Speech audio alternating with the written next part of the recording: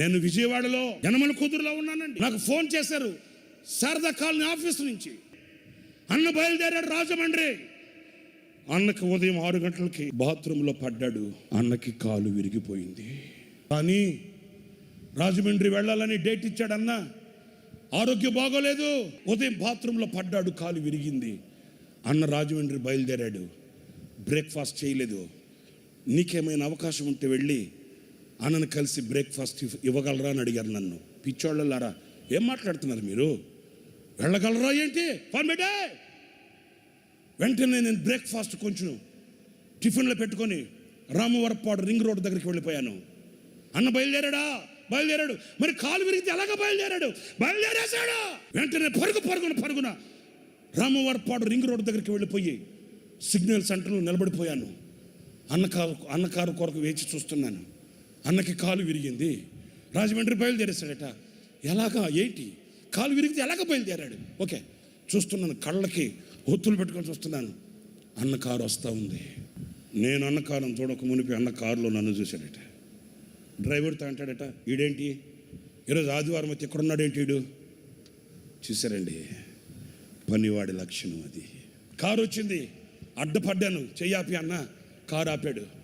వెంటనే వెళితే గ్లాస్ దింపాడు. అన్న, రే ఇక్కడున్నావేంటి? ఆరాధన టైం కదా అన్న. నాకు 10 గంటలకు ఆరాధన. మరి ఇక్కడికి ఎందుకు వచ్చావు?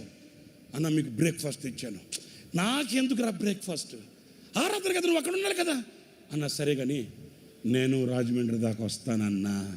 తెలుసు అన్న మనసు నాకు తెలుసు. ఇలాగ జరిగిందంట కదా అంటే అన్న ఒప్పుకోడు. అందుకని నాకు అన్న మనసు తెలుసు. అన్నా, నేను రాజమండ్రి దాకా వస్తానన్నా. ఎందుకురా? కాదన్నా, రాజమండ్రి దాకా వస్తానన్నా. కాదురా, నీకు ఆరాధన ఉంది కదరా, నువ్వు వెళ్ళరా అన్న. కాదన్నా. అరే ఏం మాట్లాడుతున్నావు? ఆ బ్రేక్ఫాస్ట్ నాకు ఇచ్చి. నేను తింటానులే, నువ్వు వెళ్ళు. నేను తింటానులే, నువ్వు వెళ్ళరా.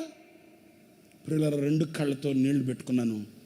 వెనకడుగు వేసాను. కారు వెళ్ళిపోయింది. విరిగిన కాలు మడత పెట్టుకొని రాజమండ్రి వెళ్ళి విశ్లాన్ని పిలిచి, నీకు కార్డ్లెస్ మై కొనిపెట్టాను కదా, అదేది.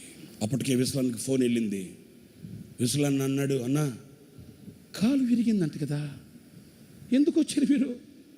ఎట్లా భరించారన్నా? నాకు కాలు నొప్పి కంటే నా బిడ్డలు ఎదురు చూస్తున్నారన్న బాధ ఎక్కువగా ఉందిరా.